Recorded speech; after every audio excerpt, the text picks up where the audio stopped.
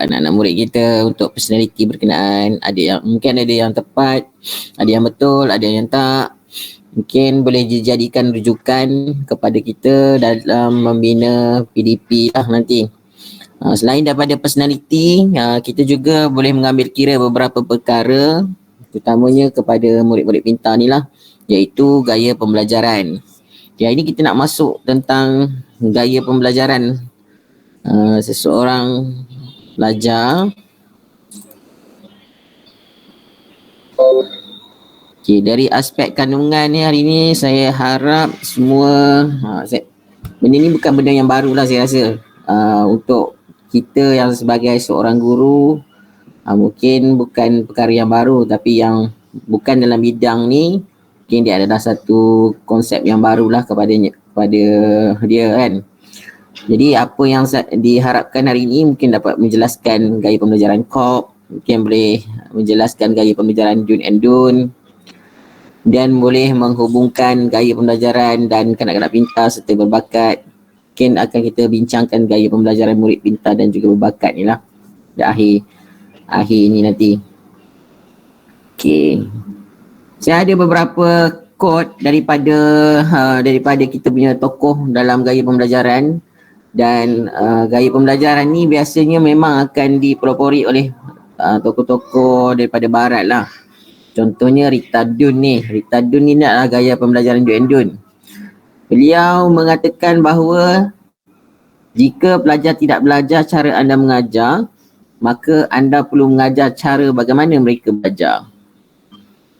Apa pendapat anda tentang statement Rita Dun ni? Ada siapa nak respon dulu?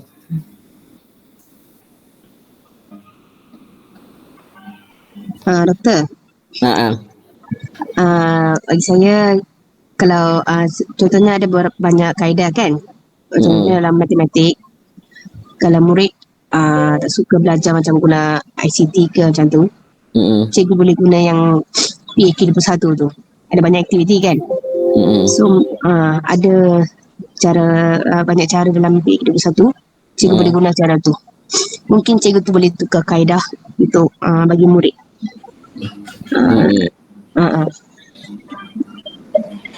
Okay, terima kasih.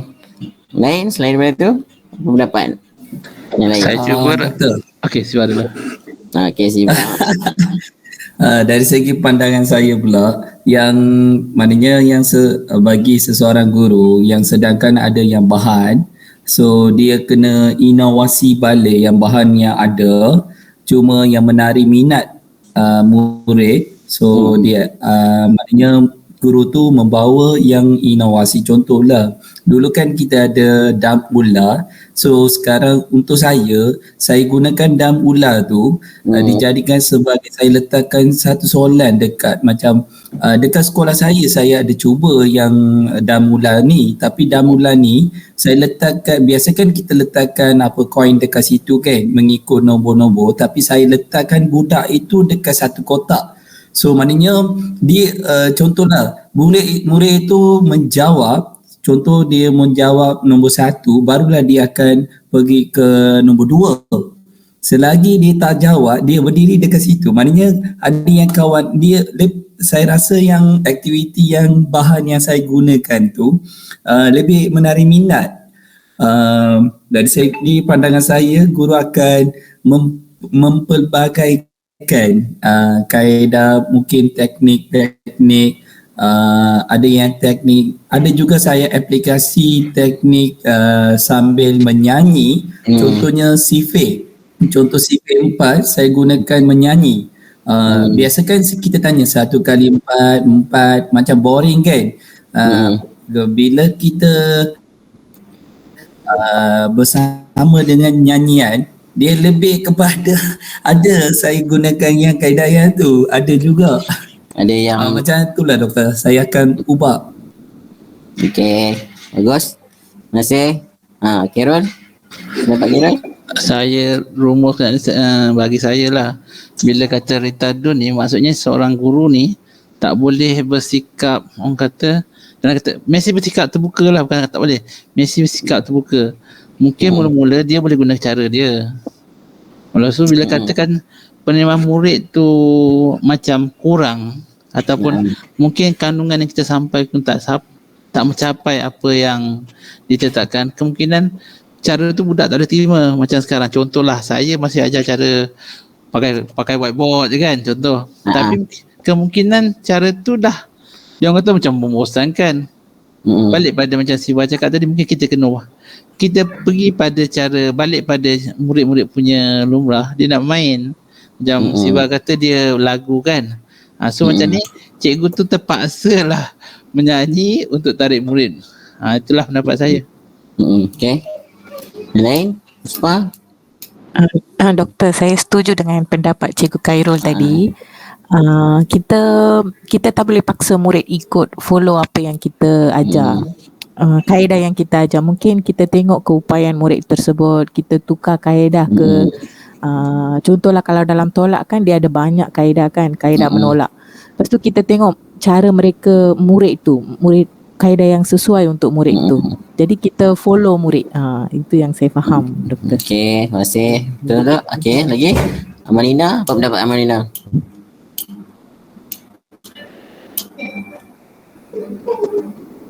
Nina, Arik. Nina tu pergi mana-mana tu?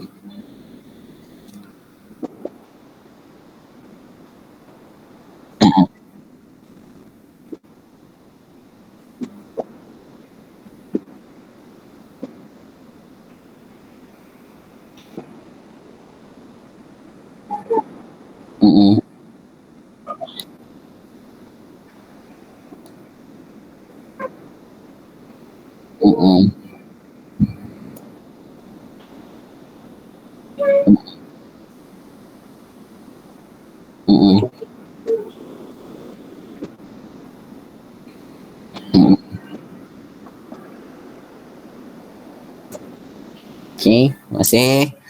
Amalina, mana perginya tu? Okey.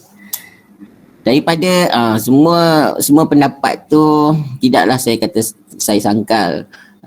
Pendapat tu benar. Di mana kalau kita sendiri sebagai seorang guru, kita dah tahu bahawa murid yang kita ajar tu sama ada mencapai hasil pembelajaran yang kita hendak ataupun tidak kan.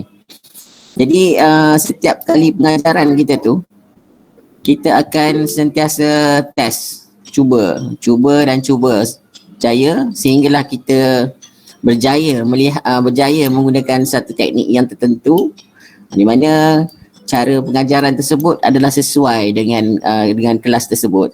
Dan kelas yang kita mengajar berkenaan mungkin tidak sesuai dengan kelas yang berikutnya ataupun kelas yang lain. Dan mungkin kita perlu mengubah gaya pengajaran daripada satu kelas tu kepada kelas yang lain pun kita kena ubah juga cara pembelajaran. Ini bermakna kat sini, kalau maksudnya daripada pernyataan Rita Dun tu, bermaknanya kalau kita lihat pelajar tu sendiri tak dapat mempelajari apa yang kita ajar dengan cara kita mengajar tu, bermakna kita perlu membuat sesuatu lah. Kita perlu membuat perubahan kepada diri kita dan kita perlu melihat kepada cara murid itu belajar sendiri. Okey, di mana cara pembelajaran murid tu akan diberikan perhatian supaya dapat kita ambil perhatian terhadap cara gaya pembelajaran murid berkenaan supaya kita dapat merancang pengajaran dan pembelajaran kita ni berdasarkan gaya pembelajaran mereka. Okey, itu pendapat daripada Rita Dun. Cuba kita lihat lagi pendapat daripada John Dewey ni. Semua pembelajaran bermula dengan pengalaman. Apakah pendapat anda? Saya setuju, Doktor. Okay, Contohlah topik wang lah. Topik wang memang kait dengan pengalaman murid. Sebab murid memang ada pengalaman beli dekat kedai kan, beli barang. Jadi mereka ada pengalaman dekat situ lah, Doktor. Topik wang. Okay. Lain? Saya rasa yang itu lebih kepada rutin harian murid. Mungkin murid itu akan sentiasa nampak yang apa yang dia nampak di aplikasi, mungkin di aplikasi dalam bilik darjah kot. Itu dari pandangan saya. Baik, daripada Talaga? Rasa yang ni yang pengalaman ni selalunya kita guna dalam matematik kan, yang penyelesaian masalah tu. First kita kena terangkan mereka dari pengalaman murid tersebut. Contohnya lah mereka pergi kedai untuk membeli barang. Contoh tajuk wang tu. So yang tu kita guna pengalaman kan. So kalau kita guna pengalaman, mereka lebih faham daripada apa yang kita ajar dari fakta tu. Okay. Arif? Ya, apa setuju, apa yang tak setuju tu?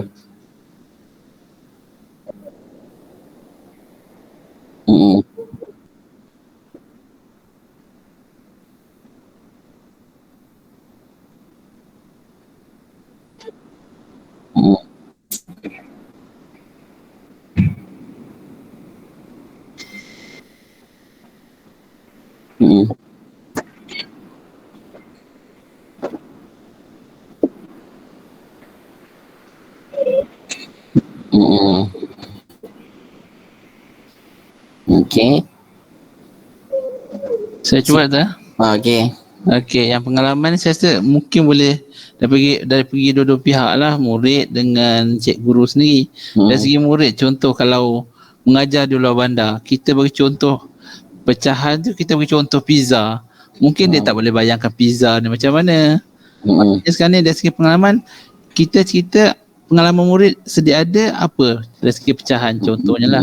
Daripada segi guru pula, kemungkinan dia berlatarkan belakang seakan dengan murid, dia boleh menggunakan pengalaman tu untuk menarik minat murid. Saya rasa lah. Tapi kadang-kadang pengalaman ni menjadikan kita lagi mudah untuk menarik minat murid-murid ni. Itu pendapat saya lah. Okay. Melinda tak boleh, ada problem lagi? Boleh Doktor. Saya cuba Doktor. Okay, bagi saya pengalaman ni tak semua budak melalui apa yang kadang cikgu terangkan. Kadang dia tak tahu juga apa yang kita ajar tu. Kiranya tak adalah semua kiranya bermula daripada pengalaman tu sendiri. Kira ada budak yang tak tahu apa benda yang berlaku sebelum ni. Okay. Last, Siva? Dah tengok tadi dah. Dah ke? Dah. Macam ada yang ada beberapa pengalaman boleh di aplikasi, ada yang macam Arif kata, ada yang pengalaman mungkin murid tu tak beberapa dekat situ ke. Macam tu lah Pak. Okay, kalau kita lihat pembelajaran berasaskan pengalaman ni, kalau kita lihat kita sebagai seorang guru, kita bermula dengan latihan praktikum kan. Kita pernah pergi praktikum. Kita jadikan pengalaman praktikum tu sebagai satu pembelajaran kita berada di sekolah, sebelum kita berada di sekolah. Okay, maksudnya daripada pengalaman praktikum tu, kita mendewasakan diri kita sehingga kita boleh adapt situasi sekolah berkenaan, dan melalui pengalaman yang sedia ada tu kita mendapat skop yang luas tentang situasi sekolah semasa, di mana kalau kita lihat sendiri daripada pengalaman tersebutlah kita mempelajari sesuatu. Kerana daripada pengalaman dan pembelajaran yang secara straight to the point tidak sama. Jadi pengalaman tu merupakan salah satu guru kepada kita untuk mempelajari sesuatu lah. Walau bagaimanapun, kalau kita lihat teori daripada John Dewey itu sendiri, kita perlu mewujudkan pengalaman itu sendiri kepada pelajar di dalam bilik darjah. Sebagai contoh lah, kata macam Taman Nina katakan tadi, ada murid yang dia tidak ada pengalaman contoh dia dalam membeli di kedai. Dia tak ada murid yang tak ada pengalaman pun membeli di kedai, tapi ada murid dia ada pengalaman untuk membeli di kedai. Apa salahnya sebagai kita seorang guru, kita wujudkan pengalaman tersebut di dalam bilik darjah, dan kita boleh aplikasikan supaya pengalaman di dalam bilik darjah tu tersebut boleh digunakan di luar bilik darjah lah kan. Kalau kita lihat matematik tu sendiri, kita tidak mahu bahawa matematik ini hanya sekadar mempelajari sesuatu tentang nombor, tetapi kita nak kaitkan matematik dengan kehidupan seharian kita. Jadi pengalaman yang kita, cara pengajaran kita yang membentuk pengalaman pelajar di dalam kelas itu sendiri mungkin boleh membantu murid di luar bilik darjah. Adakah anda setuju dengan pendapat saya? Sangat setuju, Doktor. Jadi berdasarkan daripada John Dewey ni, tidak salah lah kita sebagai seorang guru cuba memikirkan sesuatu perkara yang boleh mewujudkan pengalaman di dalam kelas yang dikaitkan sendiri kepada murid berkenaan di dalam bilik, di luar bilik darjah. Contoh tadi seperti yang saya bagi tahu tadilah, kalau dalam topik kewangan, mungkin kita tak tahu pengalaman pelajar, mungkin dia tak pernah pergi ke kedai untuk beli barang, tetapi kita membuatkan situasi berkenaan di dalam bilik darjah dan ia mengalami sendiri situasi berkenaan sehingga dia boleh bawa situasi berkenaan di luar bilik darjah lah. Ada lagi pelbagai topik yang mungkin kita boleh bantu para pelajar dan boleh kita fikirkan, sebab kita memang dilahirkan sebagai seorang guru, dan guru matematik, tentu guru matematik itu sendiri dapat memikirkan bagaimana pengalaman-pengalaman yang boleh kita bantu di dalam kelas untuk digunakan dalam kehidupan seharian kita. Okey, ada satu lagi yang seterusnya tentang satu statement. Ini daripada Saidina Ali radhiyallahu anhu. Didiklah anak anda ataupun anak murid anda mengikut zamannya. Apa pendapat anda? Kita tanya Khairul dululah. Setuju, Doktor. Maksudnya sekarang ni kata kalau zaman dahulu, zaman saya kecil lah kan, contohnya, maksudnya rotan tu suatu benda yang perlu dalam mendidik. Maksudnya elemen sakit tu ada. Zaman sekarang ni bukan kata tak boleh rotan. Satu dari segi parent, satulah. Budak-budak sekarang ni macam dari segi hukuman ni macam dia kurang sikit. Jadi maksudnya dari segi itu kita kata kita kalau zaman sekarang ni kalau kata kita terlampau keras, kita nak ikut macam pendidikan zaman dulu-dulu, kemungkinan budak tak boleh ikut. Jadi sekarang ni untuk zaman sekarang ni nak tak nak kita kena berubah. Tak boleh bergantung pada kaedah yang lama dulu. Itu pendapat saya lah dah. Okey. Masih? Baik. Talaga? Arif dah cuba. Saya cuba, Doktor. Cuba. Untuk saya, Doktor, pandangan saya bagi zaman yang dahulu kan, ada yang dia guru matematik dia ajar menggunakan batu-batu, tanda gundalan macam tu kan. Tapi sekarang kan lebih kepada yang perisian PowerPoint. So dia ikutkan yang mengikut yang zaman. Zaman sekarang murid lebih kepada visual. Dulu kan yang ada yang macam batu serambai macam tu kan. Dia ada juga, tapi dia berbeza mengikut yang zaman. Okey. Lain? Arif.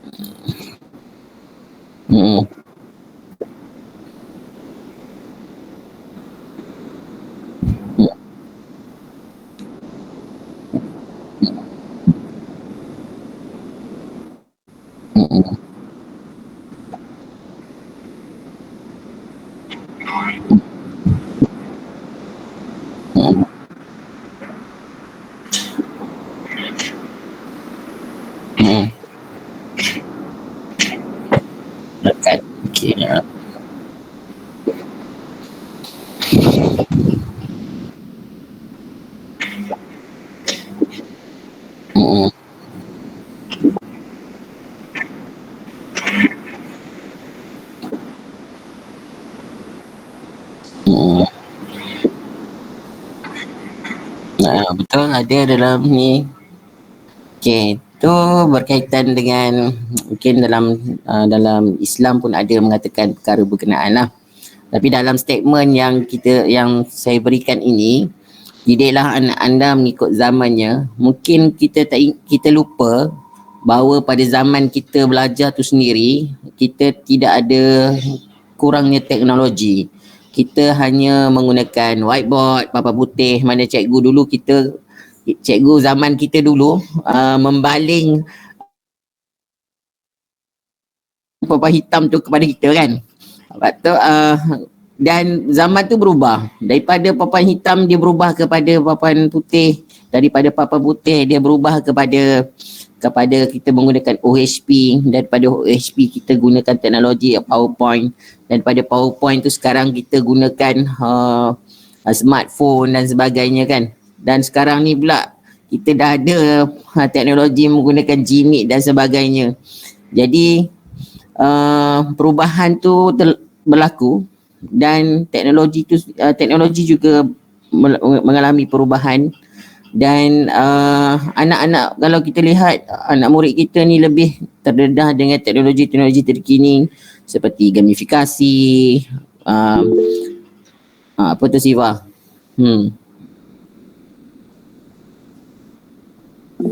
Saya sokong doktor. Dulu kan saya macam masa kecil kan, saya tak beberapa pandai matematik. Saya juga terkena dengan duster. Maknanya guru matematik dia baling duster kepala saya ada juga sebab lastnya awak jadi guru matematik. Termasuk itu ya, zaman yang dahulu kan saya terkena setiap kali saya kena kelas tu sebab dia baling duster. I pernah yang cuci tandas. Sebelum ni I pernah cuci tandas, menanam pokok macam tu lah. Dia punya yang ada yang dia fikiran berbeza. Tapi sekarang kita pegang nota pun ada yang bermasalah. Itu yang ada doktor, macam ada yang zaman sekarang tak boleh, memang tak boleh. Itu dari aspek undang-undang dia kan. Mana kita daripada aspek undang-undang, kalau dulu ibu bapa kita tak kisah tentang tindakan yang dikenakan ke atas kita, malah dia turut memberi kita hukuman lagi. Tetapi sekarang ni tak boleh.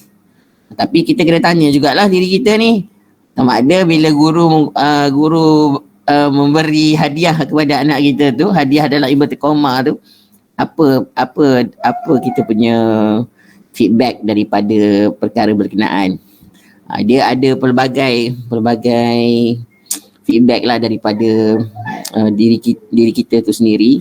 Mungkin zaman sekarang mungkin zaman di mana ibu bapa mungkin lebih peka agaknya, ataupun tak tahulah saya kata peka kepada undang-undang ke, ataupun take advantage terhadap ilmu yang ada untuk tekan guru-guru. Tak pastilah saya kan. Mungkin mereka nak yang terbaik, tetapi sebaliknya daripada pandangan cikgu lah kan. Mungkin benda tu berlaku di antara, ada perselisihan faham di antara ibu bapa dengan guru-guru lah. Tapi kalau daripada statement Saidina Ali ni, zamannya tu apa yang kita perlu lihat sendiri adalah perkembangan dari semasa ke semasa. Maksudnya kalau kita nak mengajar murid-murid berkenaan, kita kena lihat situasi semasa, perkembangan semasa, teknologi semasa. Kita kena ada ilmu semasa lah tentang proses pengajaran dan pembelajaran. Sebab itulah perubahan-perubahan berlaku, di mana setiap perubahan yang berlaku tu akan memberi impak kepada sistem pendidikan tu sendiri. Kalau kita lihat teknik pengajaran, kalau dulu kita chalk and talk lagi baik kan. Mana kita buat drill kepada para pelajar sehingga dapat A kan.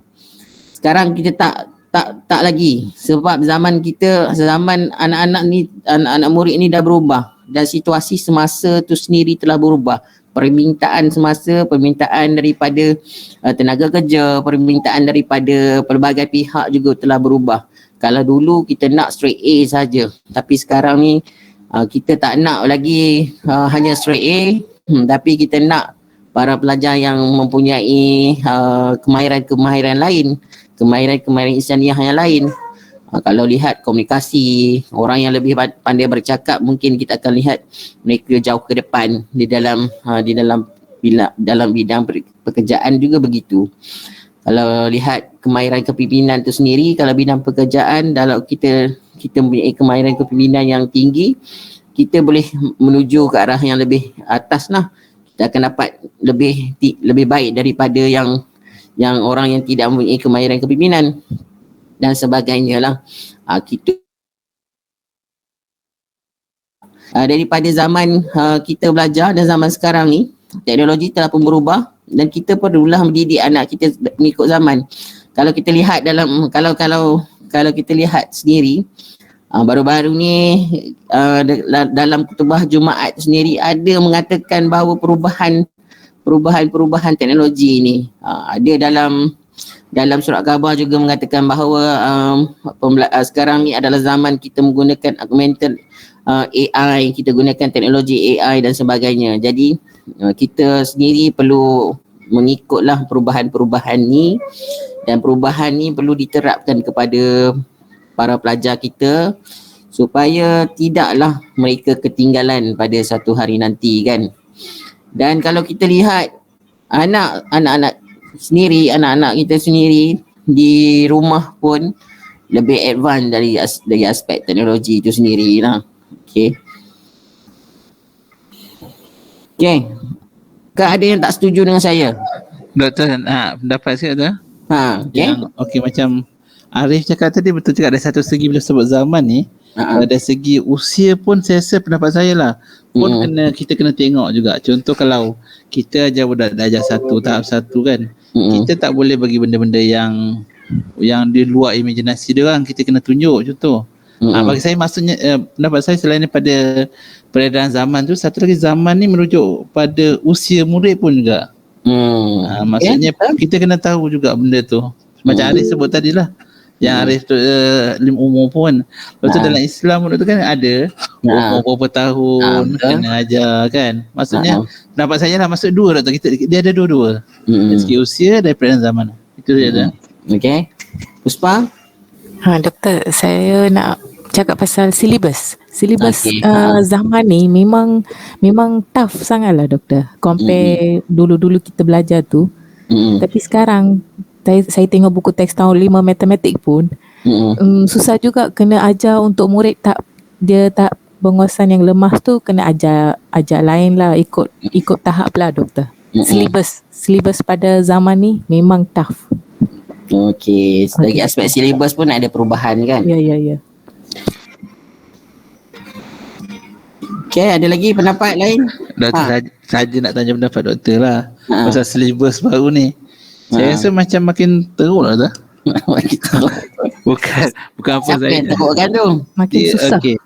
Makin susah satu. Silibus saja 6 tahun depan.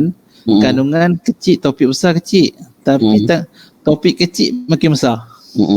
Tu saya rasa macam makin mengata itulah, saya pandang macam internet makin merumitkan murid-murid lah.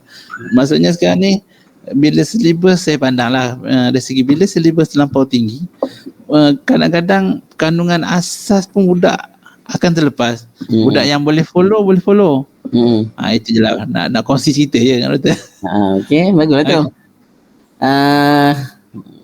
Ni daripada aspek kita punya perbincangan tentang penyataan didik lah anak mengikut zaman. Itulah tadi. Kalau kita lihat tu sendiri, situasi global lah yang mempengaruhi silibus kita ni. Di mana kita ni sebagai rakyat negara Malaysia ni, kita ni sedang membandingkan pelajar kita sendiri dengan global, dengan luar. Bila membandingkan dengan luar dan melihat prestasi negara kita sendiri, prestasi negara kita berada di tahap yang membimbangkan lah. Itu yang ada wujudnya TIMSS dan juga PISA. Di mana TIMSS dengan PISA ni sebenarnya adalah satu ujian untuk menguji sains dan matematik kan. Dan PISA kepada literasi bahasa dan sebagainya. Dan ujian ni dijadikan kayu ukuran bahawa sesuatu pencapaian negara tu ataupun pelajar kita tu berada di tahap yang mana. Okey, bila pencapaian kita tu tidak setimpal dengan perkara setimpal seperti yang kerajaan nak ataupun Kementerian Pendidikan nak, itu jadinya perubahan. Okey, bila perubahan berlaku, kita melihat negara lain. Okey, melihat negara lain sehingga kita jadikan negara lain tu sebagai satu benchmark. Contoh kita ambil Finland, contoh kita ambil Singapura, contoh kita ambil Jepun, kita ambil Korea. Di mana perkara tersebut kita lihat tu sendiri dia kesesuaian ataupun tidak. Itu sebabnya ada wujudnya kemahiran berfikir aras tinggi, di mana pada zaman ini perkara-perkara tu diperlukan. Dan disebabkan perkara tersebut, kita nak lihat para pelajar kita tu dapat mencapai sesuatu tahap pada TIMSS dan juga PISA.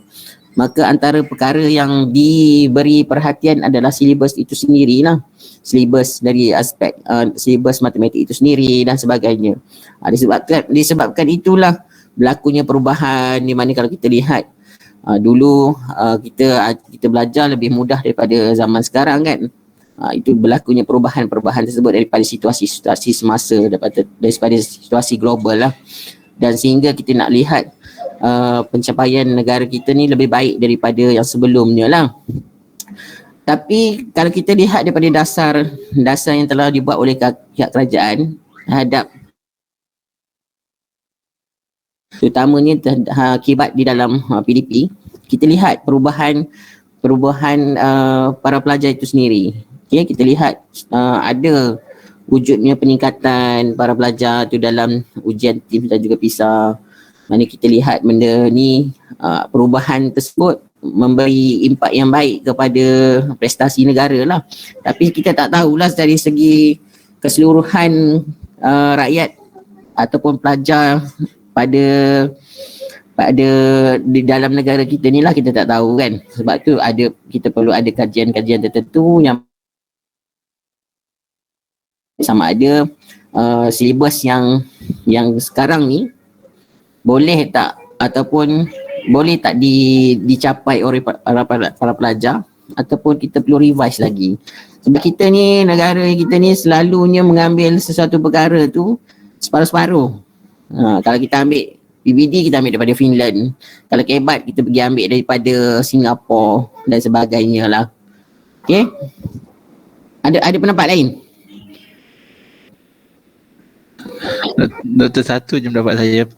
Malaysia ni bagus. Dia macam doktor kata kita ambil dari Finland, Singapura, tapi bila sampai ke Malaysia, dia nak menjadikan kita punya. Itu yang jadi dia akan bertambah-tambah. Dia tak ikut acuan tu. Kan Malaysia punya konsep kan nak mengikut acuan sendiri. Itu yang bila dikembangkan tu jadi makin rumit bagi saya lah. Kita punya sistem dia dulu ni. Mungkin betul juga apa yang dinyatakan oleh Khairul tentang acuan Malaysia tu sendiri. Tapi biasanya memang kita akan adakan perubahan lah, disebabkan budaya kita, mungkin disebabkan oleh penduduk negara kita, macam bagaimana latar belakang negara kita dan sebagainya lah. Mungkin itu tersebut adalah perubahan-perubahan yang berlaku. Kita tak ambil sepenuhnya daripada negara berkenaan, sebab budaya mereka berbeza. Mungkin dari segi aspek latar belakang keluarga mereka berbeza, mungkin dari aspek kepribadian, personality mereka berbeza dan sebagainya lah. Okay, right. Seterusnya adalah apa itu gaya pembelajaran. Okay, gaya pembelajaran ni adalah satu cara setiap pelajar mula menumpukan perhatian, memproses, menyerap dan mengekalkan maklumat baharu dan maklumat sukar. Di mana gaya pembelajaran ni kebiasaannya adalah gabungan ciri biologi dan juga pengalaman yang membentuk sesuatu karakter dan ciri-ciri yang menyumbang kepada penumpuan pelajar berkenaan. Mana masing-masing ini mempunyai cara tersendiri dan semuanya menjadi satu menjadi satu unit lah. Okay, gaya pembelajaran ni bukan sekadar para pelajar ataupun murid mengingati suatu maklumat para pelajar dengan mendengar, melihat, membaca, menulis, mengilustrasi, meluahkan dan mengalami secara aktif. Dia mempunyai kekuatan persepsi tertentu di mana ada satu bahagian dalam gaya pembelajaran itu mempengaruhi pelajar dalam memproses sesuatu maklumat lah. Okey, bagaimana gaya pembelajaran ini dibentuk? Kalau daripada kajian-kajian lepas yang menunjukkan bahawa lebih daripada 3/5 gaya pembelajaran seseorang tu sebenarnya dipengaruhi secara biologi. Okey, 3/5 dipengaruhi secara biologi. Yang kedua, dari segi perkembangan ataupun pengalaman lah, penumpuan daripada dari segi akademik mereka lah. Sama ada mungkin mereka pada sesi pengajaran pembelajaran mereka ada motivasi, mungkin pada waktu tertentu tu dia mempunyai keperluan yang lebih terhadap sesuatu perkara, mungkin pada waktu tertentu mempunyai kepatuhan terhadap sesuatu perkara dan sebagainya lah. Dan mungkin ada keutamaan sosiologi untuk pembelajaran terhadap pelajar berkenaan. Dan ini perkara-perkara yang membentuk gaya pembelajaran.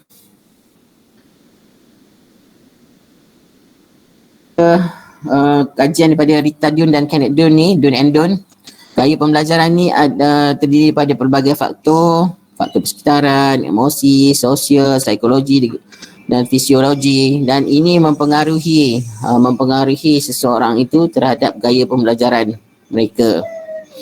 Okay, kalau kita lihat dari segi aspek persekitaran, ada para pelajar yang boleh belajar melalui bunyi kan, ada pelajar belajar dia suka dengar melalui muzik, ada para pelajar yang suka dalam keadaan bilik yang terang, ada yang perlukan meja study saja, ada para pelajar perlukan suasana suhu dalam bilik yang sangat yang kondusif, selesa, sejuk dan sebagainya lah. Okay. Kemudian dari segi emosi mereka mungkin ada motivasi daripada keluarga, motivasi daripada orang sekeliling, mungkin ada tanggungjawab yang perlu mereka laksanakan, mungkin ada beberapa perkara terhadap emosi yang boleh mengganggu emosi mereka.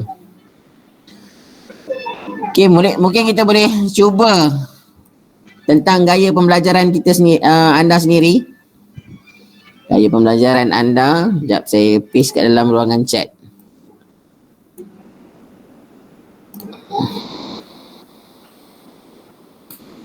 Okay, cuba jawab soalan berkenaan dan lihat gaya pembelajaran anda.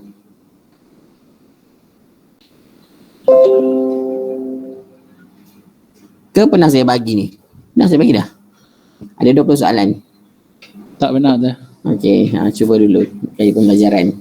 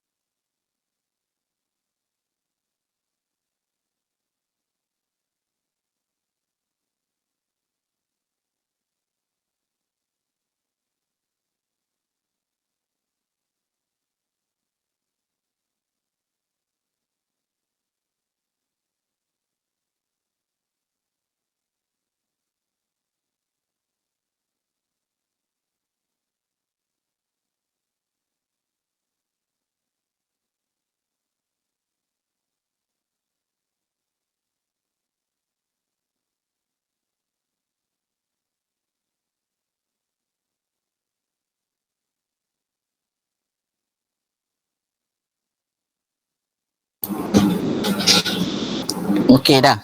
Dah ke? Macam mana gaya pembelajaran anda? Baru separuh tu.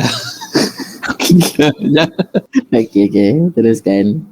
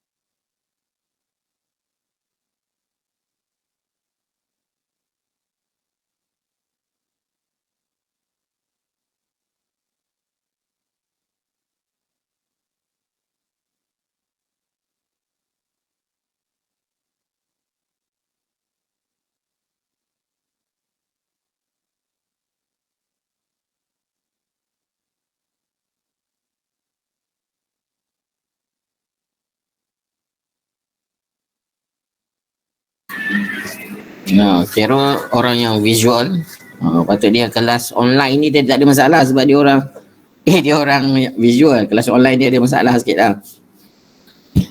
Kalau Arif bagus seperti auditori. Kelas online ni dia tak ada problem lah.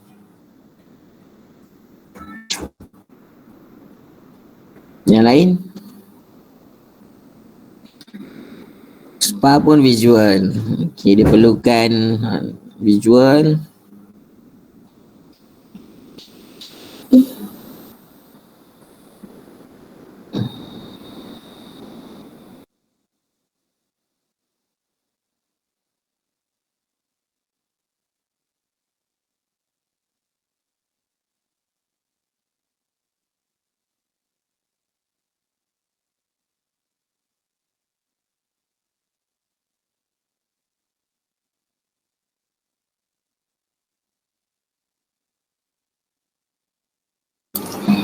Dalam kelas ni banyak yang visual.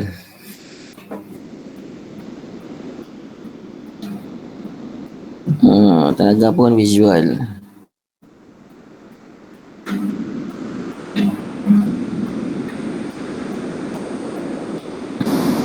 Mungkin sebab faktor nombor tu.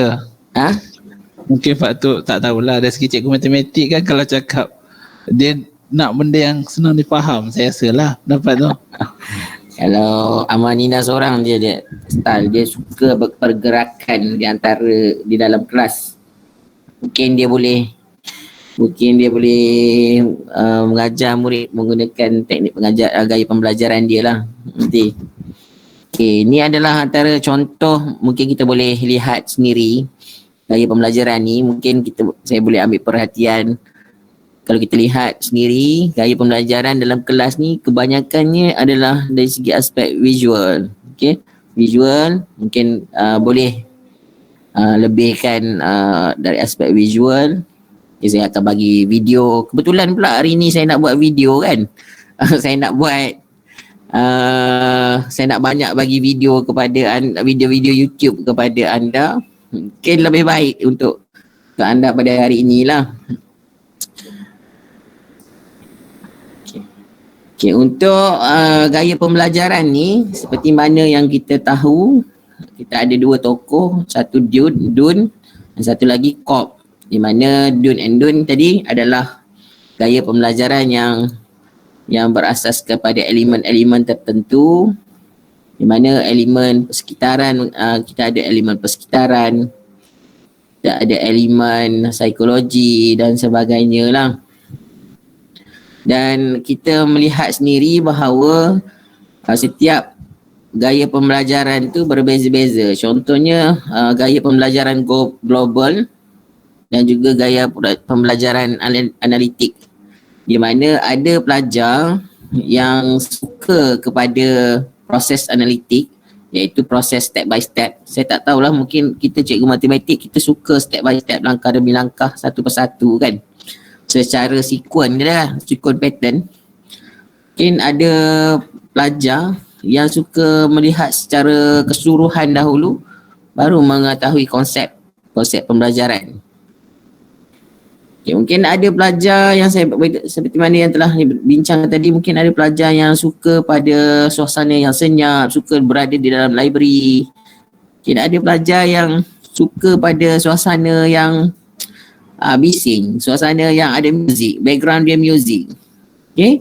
Mungkin ada yang prefer kepada cahaya yang terang dan mungkin ada yang prefer kepada cahaya yang dalam keadaan yang malam untuk belajar. Kita tak tahu. Kita kena test para pelajar kita tu. Mungkin ada yang suka pada persekitaran yang mempunyai kerusi yang empuk kan. Ada yang suka pada persekitaran yang kerusi biasa dan sebagainya. Dari segi sosiologi pula, mungkin mereka suka pada pembelajaran secara diri sendiri saja. Ada yang suka secara berpasangan, ada yang suka dari segi aspek berkumpulan, dan ada suka yang belajar secara teamwork dan sebagainya lah.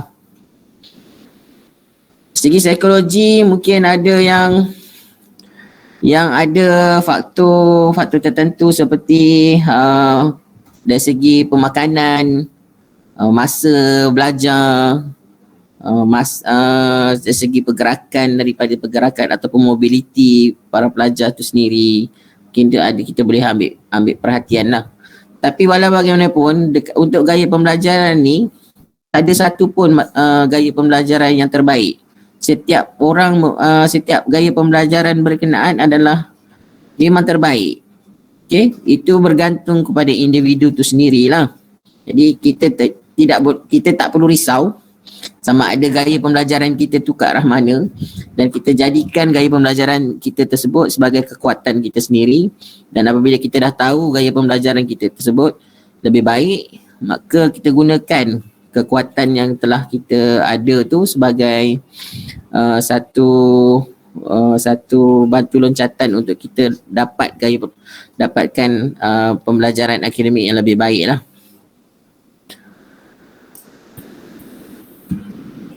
Okay, ada satu lagi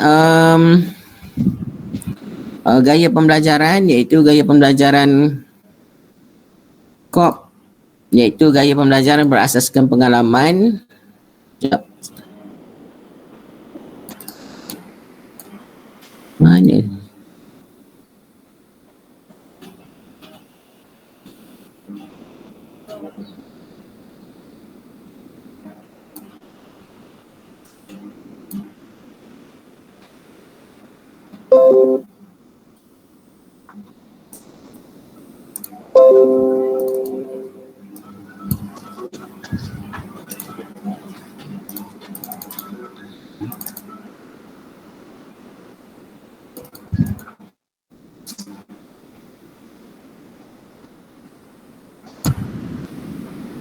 Cuba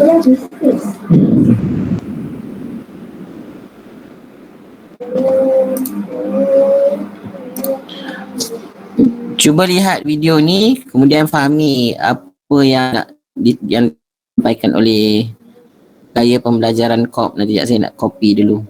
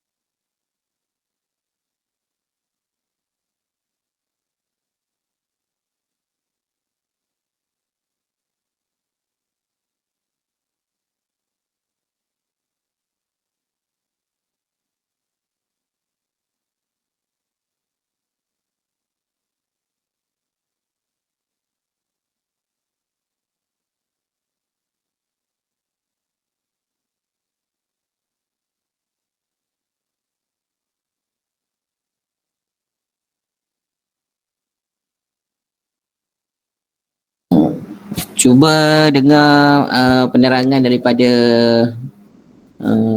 gaya pembelajaran KOP ni dan nanti cuba terangkan kembali apa yang anda faham.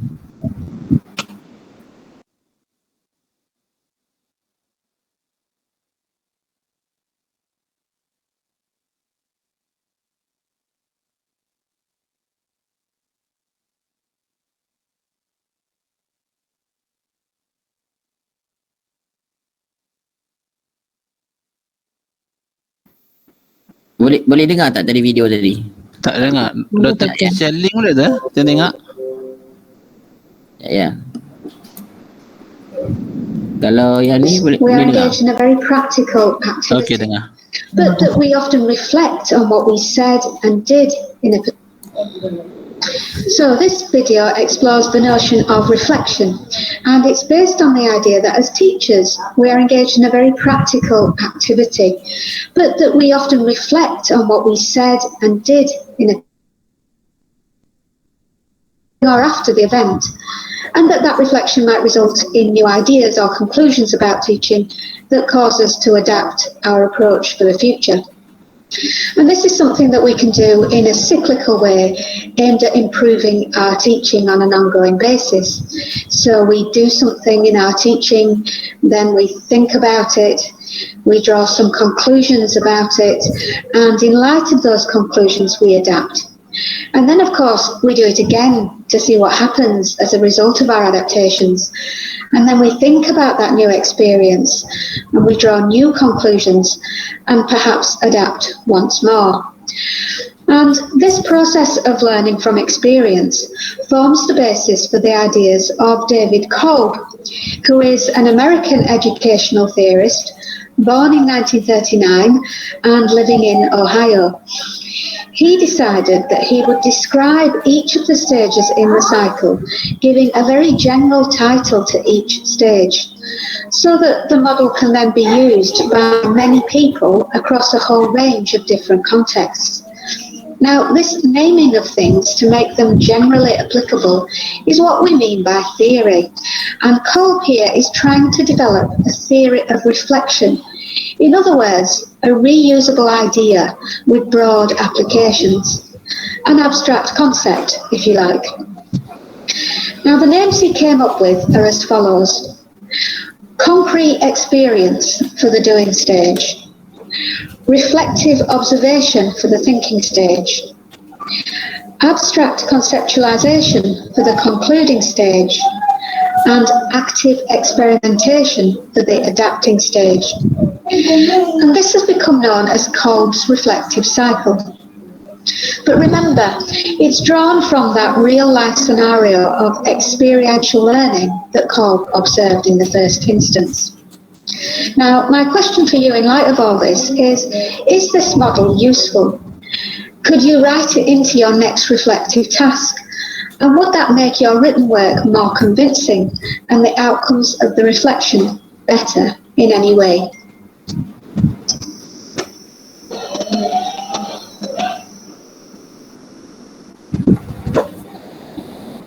Most people wrongly believe that you need lots of money to start a business. The truth. Okey, apa pendapat anda tentang gaya pembelajaran Kolb ni?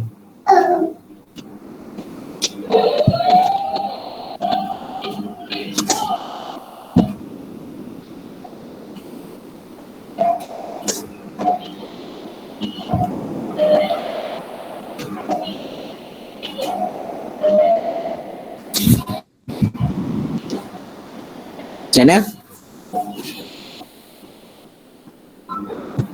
Doktor, bagi saya teori Kolb ni dia bermula kiranya dengan tak tahu apa-apa. Jadi dia akan belajar dulu dan kiranya berpusing melalui melalui pengalaman tu sendiri. Bermula dengan tak ada apa-apa, lastnya melalui dengan pengalaman tu lah. Dia berpusing kiranya tadi 2 kali kan berpusing kan. Itulah pendapat saya. Okey. Doktor, bagi saya nampak macam ada satu putaran. Dia macam putaran ini ikutkan bermula dengan pengalaman. Dari pengalaman, lepas tu dia observe pemerhatian. Dari segi dia apabila stage langkah dekat pemerhatian, sebab terlalu cepat sangat yang video tu, saya tak boleh nak kecap. Pemerhatian, lepas habis pemerhatian abstract pula. Dah habis abstract, lepas tu lah kita macam last kita buat penilaian. Macam saya rasa macam tu lah doktor. Dia macam ada satu kitaran kot, macam ada do again. Dia bermula dari langkah yang pertama, lepas tu langkah kedua, langkah ketiga, macam betul doktor. Okey, betul. Lagi apa pendapat? Doktor, bagi saya apa yang saya faham dari video tadi, dia berdasarkan dia menggunakan pendekatan refleksi. Maksud dia kita aplikasi satu tindakan ataupun kaedah. Jadi daripada kaedah tu kita fikir, kita conclude, lepas tu kita adapt, lepas tu buat balik kaedah tersebut. Dia macam pendekatan refleksi lah doktor, untuk membentuk satu keputusan ke. Okey. Begitu doktor. Lain? Telaga dah sibuk dengan anak dia tu.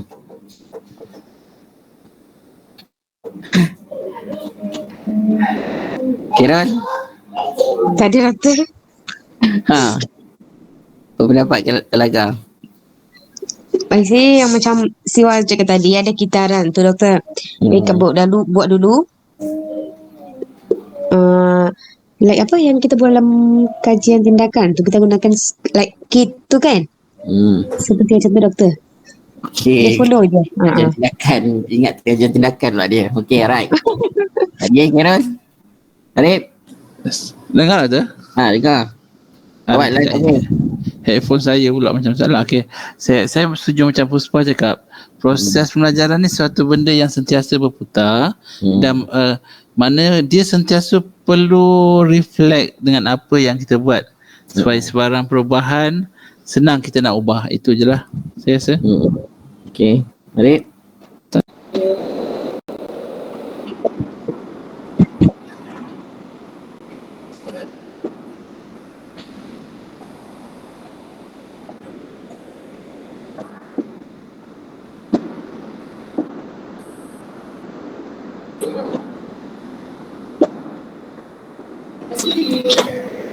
Okey, teori COP ni adalah teori gaya pembelajaran berasaskan pengalaman sebenarnya.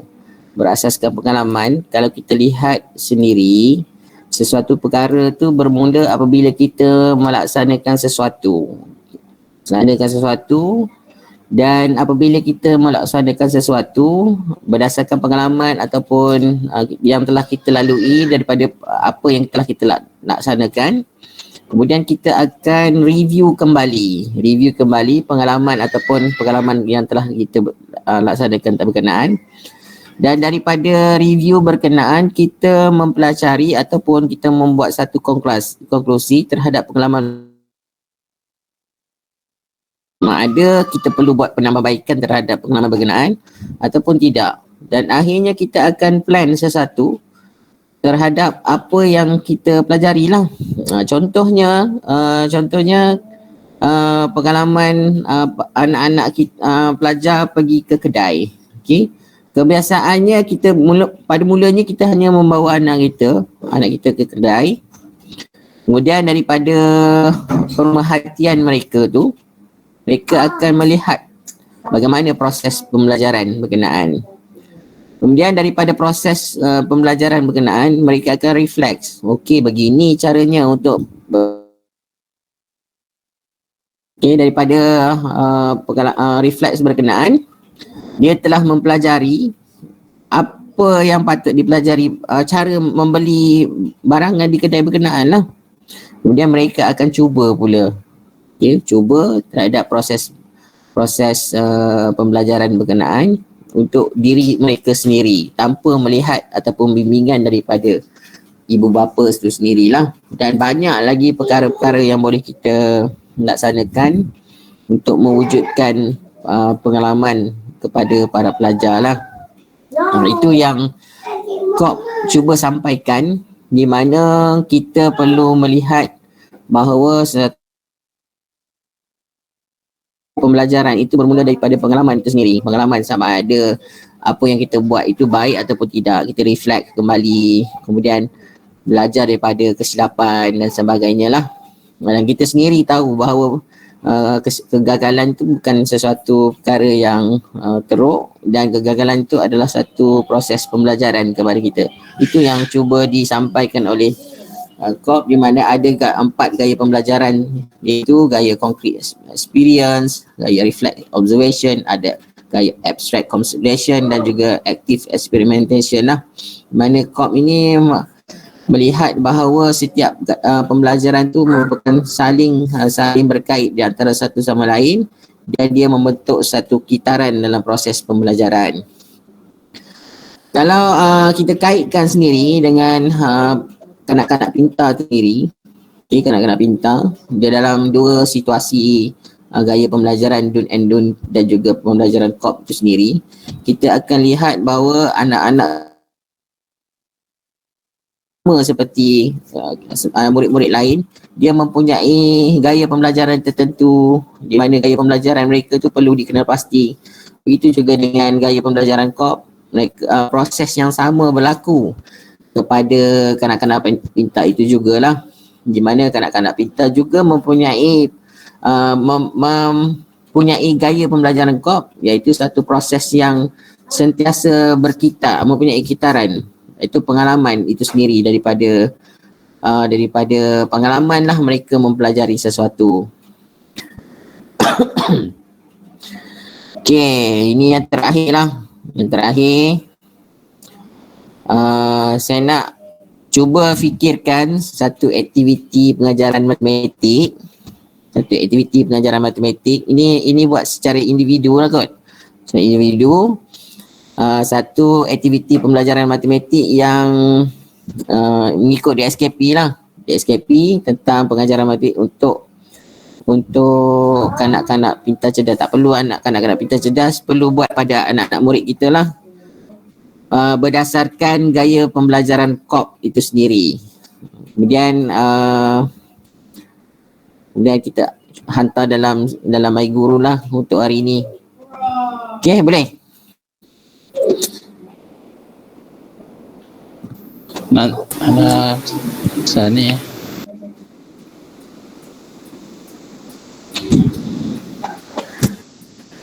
buat secara individu satu aktiviti pengajaran matematik untuk dalam kelas sendiri yang mengambil kira aspek gaya pembelajaran COP.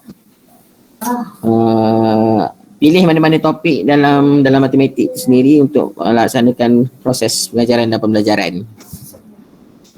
Kemudian tulis dalam words lebih kurang apa aktiviti dia, kemudian hantar pada dalam MyGuru je lah. Okey? Okey doktor. Okey doktor. Nanti saya buka MyGuru berkenaan sehingga hari Sabtu ke Ahad. Sementara tu ada pertanyaan apa-apa tentang gaya pembelajaran?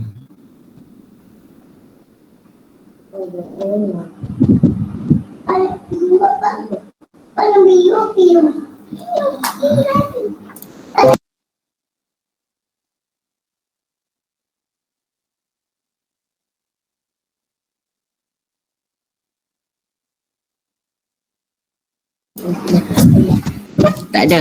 Kalau tak ada, saya rasa kita akhir tarihi kelas ni dengan kesimpulan mana kita ada dua gaya pembelajaran yang perlu dia beri perhatian do and do, melibatkan persekitaran dan sebagainya. Yang kedua adalah gaya pembelajaran COP, iaitu gaya pembelajaran yang melibatkan kitaran daripada hasil daripada pengalaman kita sendiri. Dan kita ada pelbagai yang perlu kita ingat adalah setiap pelajar tu mempunyai gaya pembelajaran yang berbeza-beza, dan gaya pembelajaran yang tersebut perlu diberi perhatian dalam proses memberi ataupun mendidik ataupun melaksanakan proses pengajian ataupun proses melaksanakan PDP itu sendirilah.